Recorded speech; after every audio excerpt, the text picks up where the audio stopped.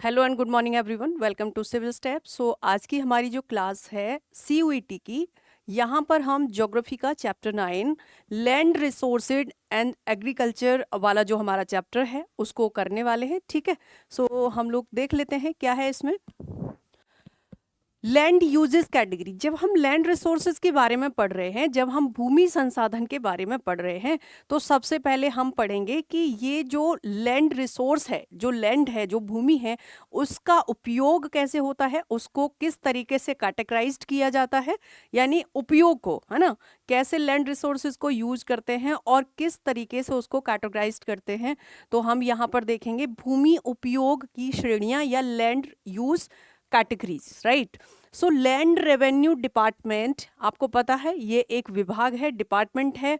Land revenue department manage land categorization and record keeping including reporting are details. सी होता क्या है, जो भूमि राजस्व विभाग है ना, भूमि राजस्व विभाग क्या करता है, लैंड का, भूमि का वर्गीकरण करता है कि कौन सी भूमि कमर्शियल यूज के लिए होती है और किस प्रकार की भूमि को आप अपने पर्सनल या एग्रीकल्चर के रूप में प्रयोग कर सकते हैं। ठीक है, सो यहाँ पर जो भूमि राजस्व विभाग है ये भूमि का वर्गीकरण करता है और अभिलेख रख रखाव का प्रबंधन करता है, जिसमें रिपोर्टिंग क्षेत्र विवरण शामिल है। ठीक है, and land use categories in land revenue records include, जो भूमि राजस्व अभिलेख हैं इसमें भूमि उपयोग में श्रेणियां शामिल हैं। कौन सी, जैसे एक होता है आपका फॉरेस्ट, है ना, आपने सुना भी होगा कि फॉरेस्ट एरिया है, तो किस प्रकार की भूमि को, किस प्रकार के क्षेत्र को फॉरेस्ट के अंतर्गत रखते हैं, जहां पर बहुत ज्यादा पेड़ पौधे होते हैं। ठीक है, दूसरी बात होती है नॉन एग्रीकल्चरल लैंड यूज, यानी कि कौन सी भूमि ऐसी होती है जिसको आप नॉन एग्रीकल्चर में रखते हैं, जिसके आप खेती नहीं कर सकते, उसमें आप फसल नहीं बो सकते। तो इन चीजों का जो वर्गीकरण करता है, इसका जो कैटेगराइजेशन करता है, वो करता है land revenue department. Clear. And next यहाँ पर है बैरन एंड वेस्टलैंड, जैसे आपने सुना होगा कि बंजर भूमि है, चारागाह है। जो भी बच्चे ऐसे हैं जो ग्रामीण क्षेत्र से आते हैं या कभी विजिट करते हैं, है ना, सो आपने देखा होगा कि कई बार ऐसा होता है गांव के थोड़ा दूर जाके एक लैंड ऐसे ही पड़ा होता है, कई बार बच्चे जाकर के उसमें खेलते हैं या फिर पूरे गांव के लोग उस भूमि को यूज करते हैं, उसको बोलते हैं चारागाह या तो बंजर भूमि उसको बोलते हैं। उसमें बहुत ज्यादा ऐसा नहीं है कि फसल आप उगा सकते हैं या फिर किसी दूसरे उपयोग में उसको ला सकते हैं। Permanent pastures and grazing land, यानी कि जो स्थायी चारागाह होते हैं और चारागाह भूमि, इन सब का कि कौन सी भूमि ऐसी है, मान लो अगर कोई लैंड है, राइट, तो इनका वर्गीकरण जो अलग अलग प्रकार से किया जाएगा कि कौन सा तो फॉरेस्ट है ना, कौन सा यहाँ पर फॉरेस्ट है, कौन सा यहाँ पर ऐसा है जो पास्चर के अंतर्गत आता है, कौन सा ऐसा है जो नॉन एग्रीकल्चरल लैंड है, राइट। तो ये जो करा जाता है, और कौन सा खेती योग्य बंजर भूमि है, कौन सा यहाँ पर ऐसा है जो कल्चरेबल वेस्टलैंड है, कौन सा वर्तमान परती भूमि है, राइट। सो ये जो चीजें हैं इनका कैटेगराइजेशन कौन करता है, लैंड रेवेन्यू डिपार्टमेंट, ये करता है लैंड रेवेन्यू डिपार्टमेंट, राइट, इनका कैटेगराइजेशन। आगे हम यहाँ पर देख लेते हैं land use changes in India. Bharat में भूमि उपयोग में कुछ परिवर्तन भी हुए हैं, यानी जिस तरीके से भारत में भूमि का प्रयोग, उपयोग किया जाता रहा है, उसमें कुछ चेंजेस भी आए हैं। क्या चेंजेस आए हैं, land use in region to a large extent is influenced by the nature of economic activities carried out in that region, यानी कि भारत में भूमि उपयोग में परिवर्तन हुआ है। और ये परिवर्तन क्या है, किसी क्षेत्र में भूमि उपयोग काफी हद तक उस क्षेत्र में की जाने वाली आर्थिक गतिविधियों की प्रकृति से प्रभावित होता है। हालांकि समय के साथ आर्थिक गतिविधियां बदलती रहती हैं, लेकिन भूमि कई अन्य प्राकृतिक संसाधनों की तरह अपने क्षेत्र के संदर्भ में स्थिर होती है ना। सो ये जो चेंज हुआ है समय के अनुसार भूमि के उपयोग में, तो ये भी देखने लायक है यहाँ पर। अब हम यहाँ देखेंगे 3 types of changes that an economic undergoes which affects land use, यानी कि किसी भी अर्थव्यवस्था में 3 प्रकार के परिवर्तन होते हैं, ठीक है, जो कि भूमि के उपयोग पर प्रभावित करते हैं या भूमि के उपयोग को प्रभावित करते हैं। तो वो 3 जो चेंजेस होते हैं, 3 जो परिवर्तन होते हैं किसी भी देश की अर्थव्यवस्था में या किसी भी इकोनॉमी में, वो कौन से होते हैं। फर्स्ट यहाँ पर होता है the size of economy, measured in terms of value for all goods and services produced in the economy and grows over a time as a result of increasing population, changes in income level and available technologies associated factors, right. यानी कि जो economy का, जो अर्थव्यवस्था का आकार होता है, इसमें terms of value for all goods and service produced in the economy grows over the time as a result of increasing production. ठीक है। दूसरी चीज यहां पर होता है, as a result pressure on the land will increase with the time and marginal land would come under use. अब देखो क्या होगा, जैसे जैसे एक चीज आपने देखी है, भूमि या लैंड नहीं बढ़ रही है लेकिन पॉपुलेशन बढ़ रही है। अब बताओ, जो पॉपुलेशन बढ़ेगी तो जो बड़ी खेती है वो बेसिकली क्या होगा, मार्जिनल जो लैंड है या मार्जिनल जो फार्मर्स हैं वो ज़्यादा बनना शुरू हो जाएंगे, सीमांत फार्मर। यानी कि ऐसा नहीं कि उनके पास अथाह भूमि है, अथाह कृषि योग्य भूमि है। ठीक है। एक तरफ जनसंख्या बढ़ रही है और दूसरी तरफ क्या हो रहा है, जो लैंड है उस पर प्रेशर बढ़ रहा है, क्योंकि जो डिमांड्स हैं, है ना, तो उसकी सप्लाई तो होगी। मान लो खाने की बात होती है, अनाज की बात होती है, जब जनसंख्या बढ़ रही है तो फूड डिमांड बढ़ेगी या नहीं बढ़ेगी, चाहे गेहूं हो, चावल हो या फिर दाल हो, किसी भी तरीके का कोई भी अनाज हो, खाना हो, अगर जनसंख्या एक तरफ बढ़ रही है तो उसका सीधा सीधा सा असर कहाँ पर पड़ता है, भूमि पर। भूमि पर प्रेशर बढ़ रहा है, लैंड पर प्रेशर बढ़ रहा है, राइट। एंड सेकंड क्या है, secondly the composition of economy would undergo a change over a time and in other words the secondary and tertiary sector usually grow much faster than the primary sector, specifically the agricultural sector. तो ये तो देखो कहने वाली बात है, बिल्कुल सही बात है।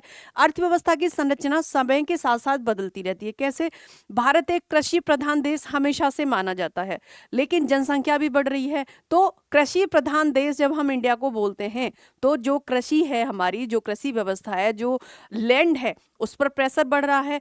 दूसरी तरफ क्या हो रहा है, एक चीज और, जो एग्रीकल्चर होता है आपको पता है वो आता है प्राथमिक गतिविधियों में, है ना।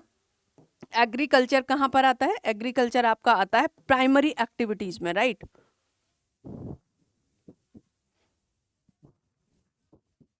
ये आपका आता है प्राइमरी एक्टिविटीज या प्राथमिक गतिविधियों में।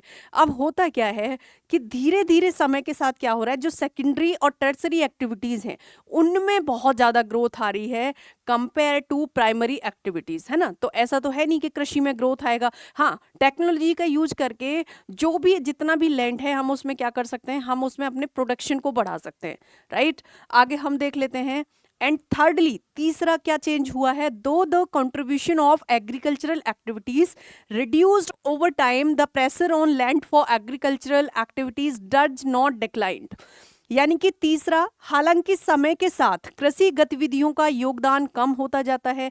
धीरे धीरे क्या हो रहा है, जो कृषि गतिविधियां हैं, आज मोस्टली लोग बच्चे पढ़ करके बाहर जाना चाहते हैं और पेरेंट्स भी भेजना चाहते हैं, वो नहीं चाहते कि उनके बच्चे कृषि में इन्वॉल्व हो, खेती में इन्वॉल्व हो, राइट। यही हो रहा है।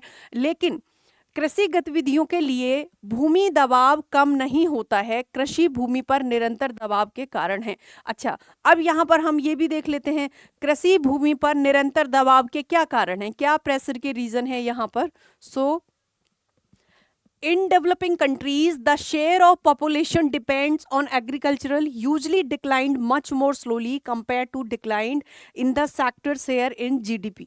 यानी कि जो विकासशील देश होते हैं, है ना, जो विकासशील देश हैं, उनमें कृषि पर जो जनसंख्या निर्भर है उसका हिस्सा आमतौर पर क्या हो रहा है, सकल घरेलू उत्पाद में इस क्षेत्र के हिस्से में गिरावट की तुलना में धीमी गति से घटता है। यानी जितने भी डेवलपिंग कंट्रीज हैं, विकासशील देश हैं, उनकी पॉपुलेशन जितनी कृषि बेस्ड एक्टिविटीज पर निर्भर है, प्राथमिक गतिविधियों पर निर्भर है, तो ऐसा नहीं है वो एकदम से डिक्लाइंड हो रही है, नहीं, वो धीरे धीरे डिक्लाइंड हो रहा है। अगर आप उसका ग्राफ देखेंगे तो बहुत धीरे धीरे, क्योंकि अभी भी बहुत सारे लोग ऐसे हैं जो खेती अपना करना चाहते हैं। दूसरी चीज, उनके पास कोई दूसरा साधन नहीं है, पढ़ाई नहीं की है ना। जब विकासशील देश की बात आती है तो आप ये नहीं सोच सकते कि वहां पर बहुत सारी सब कुछ बहुत अच्छा होगा, राइट। दूसरी चीज, the number of people that the agricultural sector has to feed increasing day by day. कृषि क्षेत्र को जिन लोगों को भोजन उपलब्ध कराना है उनकी संख्या दिन प्रतिदिन बढ़ रही है। यानी कि जो कृषि क्षेत्र है, जो एग्रीकल्चरेबल लैंड है, वो उसको जितने भी लोगों को खाना खिलाना है, मान लो जितनी पहले सप्लाई थी, आप इसको ऐसे सोचो, आज से 10 साल पहले, मान लो 10 years बिफोर, राइट, जितना यहाँ पर डिमांड था, किस चीज का डिमांड था, फूड का, राइट, फूड डिमांड जितना था यहाँ पर, आज जब आप 2025 होने जा रहा है और आप अब देखते हैं, तो ये जो फूड डिमांड है ना, इसमें बहुत बढ़ोतरी आ गई है, क्योंकि 10 साल में तो बहुत जनसंख्या बढ़ गई है ना। आगे देख लेते हैं, the number of people that the agricultural sector has to feed its increasingly day by day, यानी कि उनकी जनसंख्या दिन प्रतिदिन बढ़ती जा रही है। ठीक है, अब हम यहाँ पर देखेंगे common property resources. Common property resources के बारे में देख लेते हैं। So land ownership can be broadly divided in 2 categories, यानी कि जो लैंड होती है, कॉमन प्रॉपर्टी रिसोर्सेज के बारे में जब हम देख रहे हैं, सीपीआर क्या होता है, सीपीआर तो जो लैंड है, जो भूमि है, उसके स्वामित्व के बारे में देखेंगे, है ना, लैंड के ओनरशिप के बारे में देखेंगे, राइट। लैंड के ओनरशिप के बारे में हम यहाँ पर देखेंगे। तो भूमि स्वामित्व को मोटे तौर पर 2 श्रेणियों में विभाजित किया जाता है। कौन सी? एक होती है प्राइवेट लैंड, कि आपका अपना अपनी अपनी जमीन है, आपका अपना खेत है, ये आपकी प्राइवेट लैंड हो गई। और दूसरी होती है कॉमन प्रॉपर्टी रिसोर्सेज, सीपीआर जिसको बोलते हैं। कॉमन प्रॉपर्टी रिसोर्सेज क्या होता है? जैसे कि कम्युनिटी की जमीन होती है, जैसे आपने देखा होगा, बोलते हैं गाँव में कई बार कि पंचायत का है, गवर्नमेंट का है, जैसे पार्क्स होते हैं, तो उन पर कॉमनली सभी का राइट होता है। कोई ऐसा नहीं कि किसी एक विशेष व्यक्ति का अधिकार है, वहां पर कोई भी जा करके बैठ सकता है। और बस आप वहां क्षति मत पहुंचाइए किसी चीज को, क्योंकि अगेन कॉमन प्रॉपर्टी है, सबकी प्रॉपर्टी है, तो कोई एक व्यक्ति क्षति पहुंचाएगा तो दूसरे उसका विरोध करेंगे। हाँ, आप अपनी प्राइवेट जो आपकी प्रॉपर्टी है उसको अपने हिसाब से आप डील कर सकते हैं, बट जब बात आती है कॉमन प्रॉपर्टी की, तो वहां पर आप ये चीज नहीं कर सकते, राइट। तो ये 2 प्रकार का होता है, एक होता है प्रॉपर्टी लैंड और दूसरा होता है कॉमन प्रॉपर्टी। आगे देख लेते हैं, private land is owned by individuals or groups where CPRs are owned by the states and intended for community use, है ना। वही अभी आपको मैंने बताया कि जो प्राइवेट लैंड होती है, ये किसी एक विशेष व्यक्ति के द्वारा, इंडिविजुअल के द्वारा ओन की जाती है, इसका स्वामित्व होता है। लेकिन जब आप बात करते हैं सीपीआर की, so CPR owned by the state intended और कम्युनिटी यूज, यानी कि ये राज्य के अंतर्गत आती है। जो कम्युनिटी होता है, सीपीआर जो आपका होता है, it is under the state. और किसके लिए? कम्युनिटी यूज के लिए, मतलब कि ये सामुदायिक यूज के लिए। सामुदायिक यूज मतलब जितने भी लोग वहां पर रहते हैं, सभी लोग इस लैंड का, सीपीआर का प्रयोग कर सकते हैं, चाहे वो लैंड की बात हो रही है, चाहे वो पानी की बात हो रही है, किसी भी चीज की बात हो रही है, right. And CPR plays a crucial role in rural areas, providing fodder for livestock and fuel for households and the other minor forest products like the fruits, nuts and medical plants. ठीक है, सो यहाँ पर देखो क्या होता है कि जो ग्रामीण क्षेत्र होते हैं, ग्रामीण क्षेत्रों में जो सीपीआर है, जो कॉमन प्रॉपर्टी रिसोर्सेस होते हैं, ये बहुत की रोल प्ले करते हैं, बहुत इंपॉर्टेंट रोल प्ले करते हैं। और पशुओं के लिए चारा, घरों के लिए ईंधन, फल, मेवे और औषधीय पौधों जैसे अन्य छोटे वन उत्पाद। मान लो फॉरेस्ट एरिया है, ठीक है, और वो सरकारी है, आप इसको ऐसे देखो, पंचायत की जमीन में है, सरकारी है, कॉमन प्रॉपर्टी रिसोर्स है, राइट, तो राज्य के अंतर्गत आता है, पंचायत के अंतर्गत आता है। फिर पंचायत, आपको पता है जो लेवल्स हैं किस तरीके से डिवाइड किए गए हैं, सामुदायिक अधिकार है उस पर, समुदाय के यूज के लिए है। तो वहां पर अगर मान लो कोई फ्रूट्स के प्लांट्स हैं उसमें, फॉरेस्ट एरिया में, या कोई बाग है, तो ऐसा नहीं है कि कोई एक ही व्यक्ति उनको यूज करेगा या खा सकता है, ले सकता है, कोई भी जा करके ले सकता है। वहां के जो फॉरेस्ट प्रोडक्ट्स हैं उनको कोई भी जा करके ले सकता है, ठीक है। आगे यहां पर हम देखते हैं, CPR are community owned natural resources where every member has the right of access and use along the specific obligations without individual property rights। यानी कि जो CPR है, ये समुदाय के स्वामित्व वाले प्राकृतिक संसाधन हैं। CPR समुदाय के जो स्वामित्व होता है, राइट, कम्युनिटी का ओनरशिप यहाँ पर होता है, और कम्युनिटी के ओनरशिप वाले ये नेचुरल रिसोर्सेज होते हैं, जहाँ पर प्रत्येक सदस्य को व्यक्तिगत संपत्ति अधिकारों के बिना निर्दिष्ट दायित्व के साथ साथ पहुंच और उपयोग का अधिकार होता है।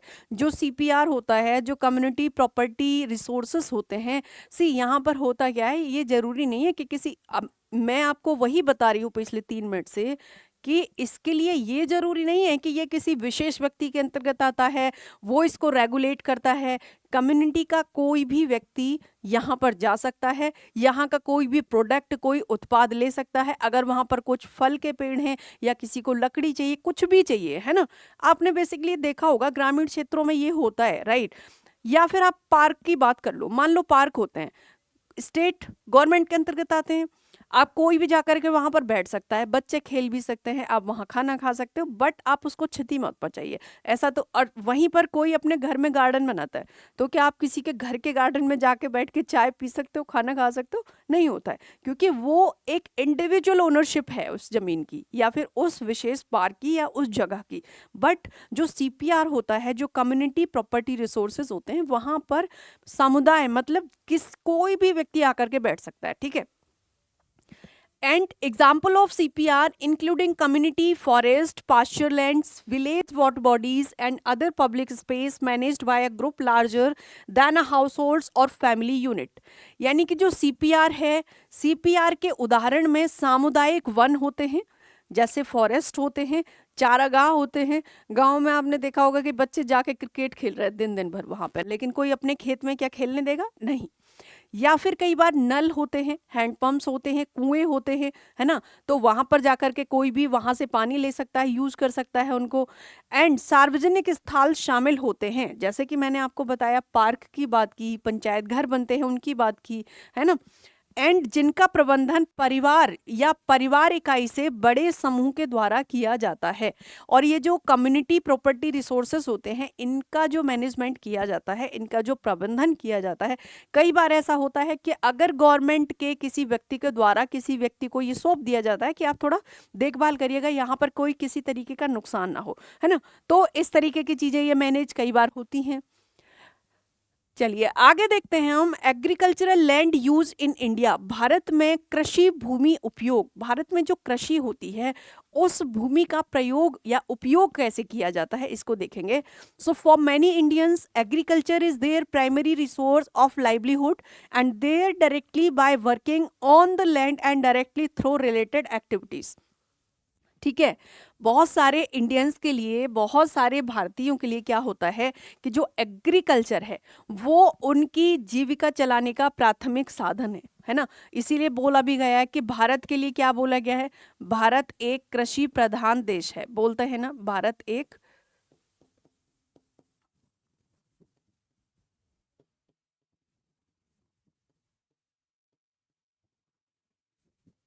राइट, भारत एक कृषि प्रधान देश है। Unlike the secondary and tertiary sector which are more diverse and agriculture is a land based activities. ठीक है, ये भी यहाँ पर बोला जाता है। दूसरी चीज, the quality of land players a crucial role in agriculture as fertile land tends to yield higher output और प्रोडक्शन। कृषि में भूमि की गुणवत्ता महत्वपूर्ण भूमिका निभाती है। यानी कि जब आपने एक चीज देखी होगी कि मान लो ये दो फील्ड हैं, ये दो खेत हैं, ये है ए और ये है बी, ठीक है।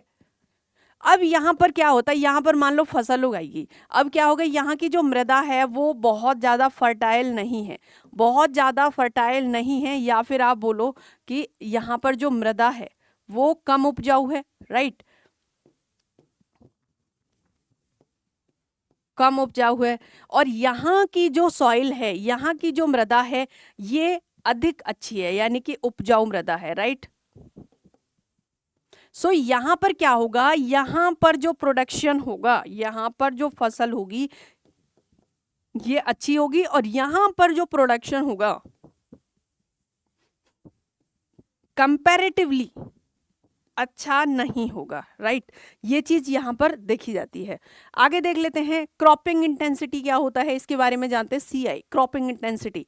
सो cropping intensity is a key measured use in agricultural calculated by dividing the gross crops area by the net sown area and multiplying by 100 to get the percentage. यानी कि फसल तीव्रता जो होती है, सीआई क्रॉपिंग इंटेंसिटी, कृषि में प्रयुक्त एक प्रमुख माप होती है। कृषि में प्रयुक्त ये एक माप है जिसकी गणना सकल फसल क्षेत्र को शुद्ध बोया गया क्षेत्र से विभाजित करके या प्रतिशत प्राप्त करने के लिए 100 से गुणा करके किया जाता है, इसकी जब हम कैलकुलेशन करते हैं, राइट। अब हम यहाँ पर देखेंगे land resources is a more crucial and to the livelihood of people depending on agriculture, यानी कि जो लोग ऐसे हैं जो कृषि पर निर्भर करते हैं, राइट। बहुत सारे फैमिलीज परिवार ऐसे होते हैं कि जिनके पास इनकम का और कोई साधन नहीं होता है, वो डायरेक्टली और इनडायरेक्टली खेती पर ही निर्भर होते हैं। सो कृषि पर निर्भर जो लोग हैं उनकी आजीविका के लिए भूमि संसाधन जो होता है वो ज़्यादा इम्पोर्टेंट होता है, ज़्यादा महत्वपूर्ण होता है। And agriculture is purely land based activity unlike secondary and tertiary activities, right. कृषि जो होती है वो द्वितीयक और तृतीयक गतिविधियों के विपरीत विशुद्ध रूप से भूमि आधारित गतिविधि है, राइट। दूसरी चीज हम यहाँ पर देखेंगे दूसरे शब्दों में कि contribution of land agricultural output is more compared to its contribution in the output in the sector, right. यानी कि दूसरे शब्दों में जो कृषि उत्पादन में भूमि का योगदान होता है अन्य क्षेत्रों के उत्पादन में इसके योगदान की तुलना में अधिक होता है। अब हम यहाँ पर देखेंगे cropping season in India. So cropping season in India मतलब कि भारत में फसल के जो मौसम होते हैं वो किस तरीके से प्रभावित होते हैं। तो there are 3 distinct crop season in the northern and interior part of the country, यानी कि देश के उत्तरी और आंतरिक भागों में 3 अलग अलग फसल मौसम होते हैं। देश के जो उत्तरी भाग है और आंतरिक भाग है वहाँ पर 3 अलग अलग मौसम होते हैं। आपने सुना होगा कि गेहूं जो होती है वो रबी की फसल होती है जो कि आजकल बोई जा चुकी है। चने सरसों ये रबी की फसल होते हैं, राइट। वहीं पर एक फसल खरीफ होता है, एक जायद होता है। तो क्या होता है ये जो तीनों कैटेगरीज हैं ये मौसम के हिसाब से होती हैं और तीनों ही फसल मौसम में तीनों ही सीजन में बोई जाने वाली जो फसल होती हैं वो भी अलग अलग होती हैं। यहाँ पर आप जब देखते हैं तो राइट, जैसे मान लो यहाँ पर है तो ये गेहूं सरसों, राइट, ये किस में आता है, ये आपका रबी की फसल में आता है। उसके बाद जब आप देखते हैं जायद, इसमें क्या आता है जैसे कि खरबूज तरबूज होता है ना।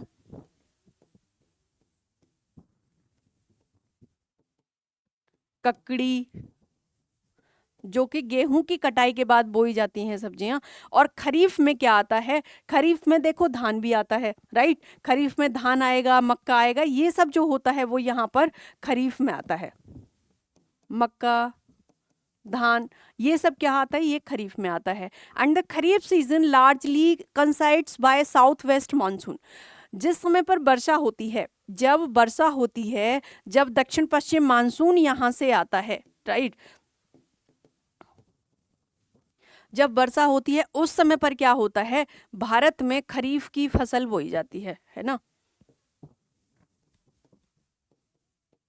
उस समय पर भारत में खरीफ की फसल बोई जाती है। Under which cultivation tropical crop such as rice cotton jute jowar bajra and tur. और यहाँ पर खरीफ की फसल में क्या होता है जैसे कि बाजरा हो गया, राइट, मक्का, चावल, तूर, ये भी इस समय पर बोया जाता है। या अरहर, ये जो फसल है ये खरीफ की फसल है और ये एग्जाम्स में पूछा जाता है। और मैं बताऊं डिफरेंट टाइप्स ऑफ एग्जाम्स में पूछा जाता है तो जानकारी होना जरूरी है। अगेन भूलना नहीं है, भारत एक कृषि प्रधान देश है।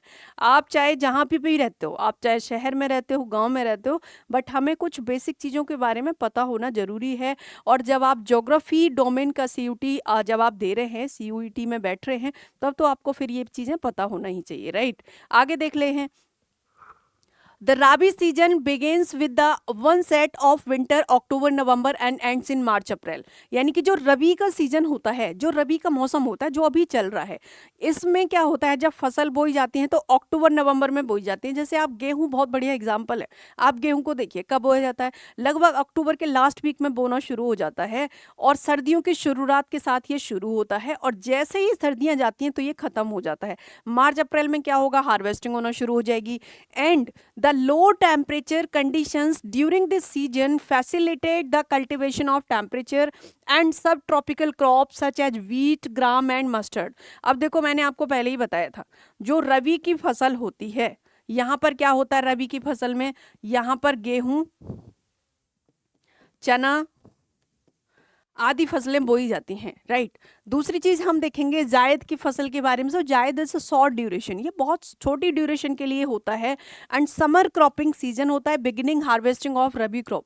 जैसे ही रबी की फसल काटी जाती है, जैसे गेहूं, जौ, जई आदि की जैसे ही कटाई होती है, हार्वेस्टिंग होती है, उसके तुरंत बाद आपने देखा होगा सब्जियां लगा दी जाती हैं, टमाटर बोए जाते हैं, ककड़ी, खरबूज, तरबूज, खीरे, राइट। सो ये जायद की फसल के अंतर्गत आता है और बहुत शॉर्ट ड्यूरेशन का ये होता है। And the cultivation of watermelons, cucumbers, vegetable and fodder crops, है ना, फोडर क्रॉप भी यहाँ पर बोए जाते हैं, during this season is done on the irrigated land, जो सिंचाई वाली भूमि होती है। बेसिकली चूंकि वर्षा तो होती नहीं इस समय पर, तो होता क्या है कि जो सिंचाई वाली भूमि होती है ना, जिनके पास सिंचाई के साधन होते हैं, वो ये वाली फसल भी रबी के बाद ले सकते हैं और ये होता भी है।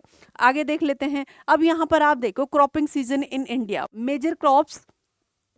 पहले हम नॉर्थ इंडिया की बात करेंगे, जो नॉर्दर्न स्टेट्स हैं वहां पर कौन से मौसम में कौन सी फसल होती है, और कंपैरिजन भी करेंगे कहाँ से, साउथ इंडिया से, राइट।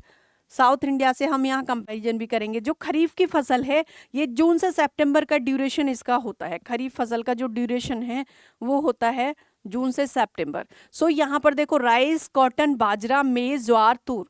अब इसी के साथ आप दक्षिण भारत भी देख लो क्या होता है। तो देखो दक्षिण भारत में चावल जो है ना, वो खरीफ में भी होता है। कहाँ पर, दक्षिण भारत में और उत्तर भारत में भी होता है। अगेन मेज, रागी, ज्वार एंड ग्राउंड नट्स, मूंगफली भी खरीफ की फसल है, ये भी ध्यान रखना है। जो मूंगफली होती है ये भी खरीफ की फसल है, मूंगफली, राइट। दूसरी बात यहाँ हम देखते हैं रबी या राबी।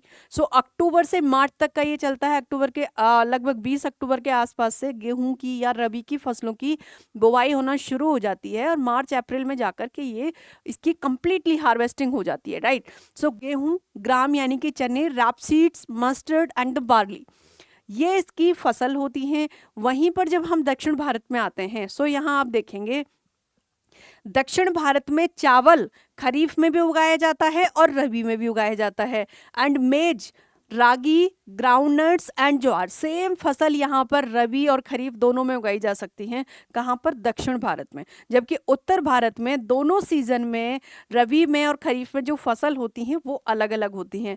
अंतर क्या होता है, अंतर सिर्फ जलवायु का होता है, क्लाइमेट का होता है। आपको पता है दोनों जगह की जलवायु में काफ़ी अंतर है, राइट। उसके बाद हम देखेंगे जायद के बारे में, और ये अप्रैल से जून का होता है एंड काफ़ी शॉर्ट ड्यूरेशन होती है जायद की, राइट, शॉर्ट ड्यूरेशन होती है इसकी।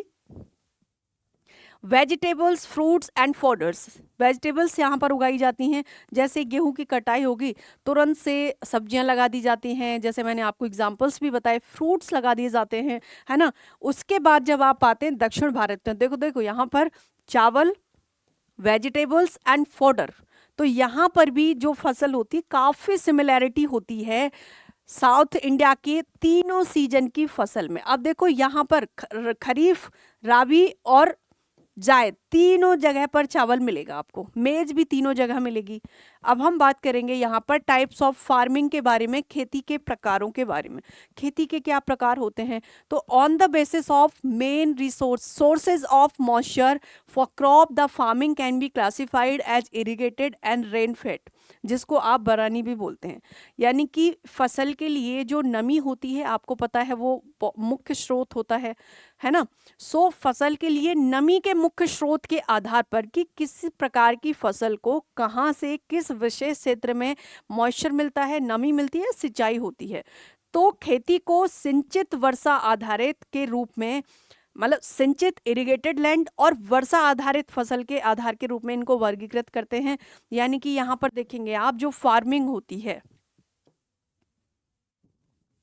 या जो खेती होती है ये दो प्रकार की होती है। कौन सी होती है, एक तो होती है इरिगेटेड, राइट, सिंचाई आधारित। दूसरी कौन सी होती है, दूसरी होती है यहाँ पर रेनफेड, मतलब कि वर्षा आधारित।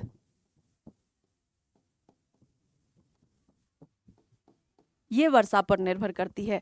आगे हम यहाँ पर देखेंगे, there is a difference in the nature of irrigated farming as well as based on the objective of irrigation. Example आप देखेंगे, प्रोटेक्टिव इरिगेशन होता है और प्रोडक्टिव। मैं आपको बताऊं, ये जो दोनों इरिगेशन के मेथड है ना, प्रोटेक्टिव इरिगेशन ये बहुत इंपॉर्टेंट है, एंड प्रोडक्टिव, और ये बहुत बहुत टाइप के एग्जाम्स में पूछा जाता है, तो इस चीज को समझना बहुत जरूरी है कि दो तरीके के हैं। देर is a difference in nature of irrigation farming, यानी कि जो सिंचाई आधारित खेती होती है उसकी जो प्रकृति होती है उसमें अंतर होता है। क्या अंतर होता है? As well as based on objective, यानी कि उद्देश्य अलग अलग होते हैं। जो प्रोटेक्टिव इरिगेशन है इसका जो उद्देश्य है वो अलग है, राइट और इसका जो ऑब्जेक्टिव है वो अलग ऑब्जेक्टिव है। क्या ऑब्जेक्टिव्स हैं इनके, देख लेते हैं। जब बात आती है प्रोटेक्टिव इरिगेशन की, तो आपने कई बार देखा होगा कि सिंचाई, मान लो एक खेत है, अब वहां पर सिंचाई की गई, राइट। सो फसल बोई गई है और अचानक से ऐसा हुआ कि सिंचाई का, या मान लो पानी नहीं मिल पा रहा है, बारिश नहीं हो रही है, फसल सूखी जा रही है। अब सूखी हुई फसल को बचाने के लिए जब सिंचाई की जाती है तो वो होती है प्रोटेक्टिव इरिगेशन, यानी कि उसको बचाने के लिए की गई है। और प्रोडक्टिव इरिगेशन क्या होता है? टाइम टू टाइम सिंचाई की जाती है, लेकिन टाइम टू टाइम सिंचाई की जा रही है क्योंकि जो प्रोडक्शन है वो आपको बढ़ाना है, तो ये होती है प्रोडक्टिव इरिगेशन, राइट। दोनों के जो ऑब्जेक्टिव्स हैं वो अलग अलग हैं, दोनों में अंतर होता है। एंड यहाँ पर हम देखेंगे the objective of protective irrigation, यानी कि जो प्रोटेक्टिव इरिगेशन होता है उसके उद्देश्य के बारे में देख लेते हैं। So it's to protect the crops from adverse effect of soil moisture deficiency with often means that irrigation acts as supplementary source of water over and above the rainfall. सुरक्षात्मक सिंचाई का उद्देश्य फसल को मिट्टी की नमी की कमी के प्रतिकूल प्रभावों से बचाना है, जिसका अर्थ अक्सर ये होता है कि जो सिंचाई है वो वर्षा के अतिरिक्त जल के पूरक स्रोत के रूप में कार्य करती है ना। आगे यहाँ पर देखेंगे आप प्रोडक्टिव इरिगेशन, तो आपने देखा प्रोटेक्टिव इरिगेशन यहाँ पर होता है कि मान लो किसी फसल को बचाने के लिए जब सिंचाई की जाती है तो वो होती है प्रोटेक्टिव इरिगेशन। और जब किसी फसल के उत्पादन को बढ़ाने के लिए, प्रोडक्शन को बढ़ाने के लिए सिंचाई की जाती है तो वो यहाँ पर होती है प्रोडक्टिव या फिर उत्पादक सिंचाई, ठीक है। So productive irrigation is meant to provide sufficient soil moisture, यानी कि इसका उद्देश्य होता है मृदा को पर्याप्त मात्रा में नमी प्रदान करने का in the cropping season two achieve high productivity. जो क्रॉपिंग सीजन होता है, जो फसल का सीजन होता है, उसमें उत्पादकता को बढ़ाने के लिए जब फसल जिस खेत में बोई है उस मृदा को जो मॉइस्चर दिया जाता है तो वो होता है प्रोडक्टिव इरिगेशन का। And in such irrigation, water input per unit area of cultivated lands higher than the protective irrigation। अब देखो यहाँ पे क्या होता है कि इस प्रकार की जो सिंचाई होती है ना, उसमें खेती की गई भूमि के प्रति इकाई क्षेत्र में पानी का जो इनपुट होता है वो सुरक्षात्मक इकाई की तुलना में अधिक होता है। पानी का इनपुट यहाँ पर सुरक्षात्मक इकाई की तुलना में अधिक होता है। एंड रेन फेड फार्मिंग, क्या है रेन फेड फार्मिंग, इसके बारे में देख लेते हैं। सो rain fade farming is further classified on basis on off the adequacy of soil moisture during crop season into drylands and the wetland farming, ठीक है। यानी कि फसल का जो मौसम होता है उसके दौरान जो मृदा है उसमें नमी की जो मात्रा होती है वो पर्याप्त होना आवश्यक होता है, और नमी की पर्याप्तता के आधार पर वर्षा आधारित खेती को शुष्क भूमि और आर्द्र भूमि में वर्गीकृत किया जाता है। मान लो कोई एक लैंड है और रेन फेड एरिया में आता है, वर्षा आधारित भूमि है। अब वो दो प्रकार से काम करता है, एक तो होता है ड्राई लैंड यानी कि शुष्क भूमि, दूसरा होता है आर्द्र भूमि जहाँ पर ज़्यादा वर्षा होती है और जहाँ पर कम वर्षा होती है। जब बात आप करते हैं रेन फेड एरिया की, राइट, मतलब किसके लिए? एग्रीकल्चर के लिए। अब ये कैसा होगा? ये दो प्रकार का होगा। दो प्रकार का कैसे? मतलब एक होगा आपका ड्राई लैंड यानी कि शुष्क भूमि, ठीक है। दूसरा होगा यहाँ पर आपका मॉइस्ट यानी कि आर्द्र भूमि। अब यहाँ पर क्या होगा? यहाँ पर जो वर्षा होगी वो अधिक होगी और यहाँ पर जो वर्षा होगी वो कैसी होगी, ये कम होगी, है ना। इसके आधार पर इसको दो भागों में डिवाइड किया गया है। दूसरी चीज, in India the dryland farming is largely confined to the region having annual rainfall less than 75 centimetre. यानी कि भारत में ऐसे क्षेत्र जहां पर वर्षा 75 सेंटीमीटर से भी कम होती है उनको ड्राईलैंड फार्मिंग के अंतर्गत रखा गया है, ठीक है। दूसरी बात यहाँ पर आप देखेंगे फूड ग्रेन्स के बारे में, अनाज के बारे में देख लेते हैं। तो क्या है अनाज? So the importance of food grain in Indian agriculture economy may be gazed from the facts these crop occupy about 2/3 of total crop area in the country. यानी कि भारतीय कृषि आधारित अर्थव्यवस्था में खाद्यान्नों के महत्व का जो अंदाजा है वो आप इस बात से लगा सकते हैं कि जो फसलें हैं वो देश के कुल फसली क्षेत्र के 2/3 हिस्से पर कब्जा करती हैं। केवल 2/3, 2/3%, है ना, 2/3 भाग पर ही करती हैं। And fodder grains are dominant crop in the all parts of country whether they have substance or the commercial agricultural economy। यानी कि देश के सभी भागों में जो खाद्यान्न प्रमुख फसलें हैं उनकी निर्वाह कृषि अर्थव्यवस्था हो या वाणिज्यिक कृषि अर्थव्यवस्था, राइट। सो ये देश के अधिकांश भाग में ये मुख्य फसलें हैं। अब यहाँ पर आप बात करते हैं पल्सेस की, दाल की। देखते हैं दाल के बारे में। तो pulses are very important ingredient of vegetarian food as their are rich source of protein. जो दाल होती हैं प्रोटीन का मुख्य स्रोत होती हैं। आपको पता है, आपको प्रोटीन दालों से बहुत ज़्यादा मिलता है। कई बार ऐसा होता है किसी को अगर प्रॉब्लम होता है, प्रोटीन की कमी हो, तो डॉक्टर सबसे पहले बोलते हैं, तो नॉर्मल व्यक्ति को भी बोला जाता है कि अपनी डाइट में एक टाइम के खाने में आपको 1 कटोरी दाल जरूर खानी है, क्योंकि प्रोटीन का सबसे अच्छा स्रोत होता है जो लोग वेजिटेरियन हैं, राइट, उनके लिए। And these are legume crops, और ये एक लेग्यूम क्रॉप्स है which increase the natural fertility of soil and through nitrogen fixation. जो दाल के पौधे होते हैं, पेड़ होते हैं दाल के, उनकी जड़ों में लेग्यूम पाया जाता है जो कि मृदा की उर्वरता को बढ़ाता है। कैसे बढ़ाता है? नाइट्रोजन फिक्सेशन के द्वारा बढ़ाता है, ठीक है। भारत में, and India is leading producer of pulses in the world. Bharat में भारत जो है वो दालों का अग्रणी उत्पादक है, राइट। दाल भारत अधिक पैदा करता है। And the cultivation of pulses in the country is largely concentrated and dryland of Deccan and central plateaus north western parts of the country. यानी कि देश में, भारत में दाल की खेती जो होती है वो मुख्यतः दक्कन और की शुष्क भूमि, मध्य पठार और देश के उत्तर पश्चिम भागों में होती है। यहाँ आप देखें ये अलग अलग प्रकार की दालें हैं, राइट। ये हैं यहाँ पर अलग अलग प्रकार की दालें। आज की हमारी जो क्लास है उसको हम यहीं पर बाइंड अप करते हैं। हम लोग नेक्स्ट क्लास में अपने मिलेंगे, वहाँ पर हम लोग पढ़ेंगे जो भी हमारी कमर्शियल क्रॉप्स होती हैं, जैसे कि टी होती है, राइट, एंड शुगर केन होता है, राइस। तो इनके बारे में हम लोग अपनी नेक्स्ट क्लास में कंप्लीट करेंगे।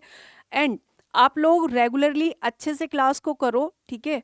जैसे प्रोडक्टिव इरिगेशन आपने पढ़ा था, बहुत बहुत इंपॉर्टेंट है, समझना भी, और बहुत बार वो दूसरे एग्जाम्स में भी पूछा जाता है। सो अपने बोर्ड्स के साथ साथ, बोर्ड्स की तैयारी के साथ साथ आपको क्या करना है कि 1 घंटा निकालना है और उसी में अपना CUT की भी तैयारी करनी है, ताकि जैसे ही आपके बोर्ड खत्म हो तो एकदम से आपको ये ना हो कि पूरा फिर रात दिन इसके लिए एक करना पड़ रहा है, राइट। अगर आप कंटिन्यू, अगर डे वाइज 1 घंटा भी निकालते हैं तो बहुत आराम से आप CUT क्लियर कर सकते हैं, और आप अपनी मर्जी का, अपने हिसाब से, जिस शहर में पढ़ना चाहते हैं, रहना चाहते हैं, जिस यूनिवर्सिटी में पढ़ना चाहते हैं, आपको एडमिशन बहुत आसानी से मिल सकता है, ठीक है। Thank you so much, take care.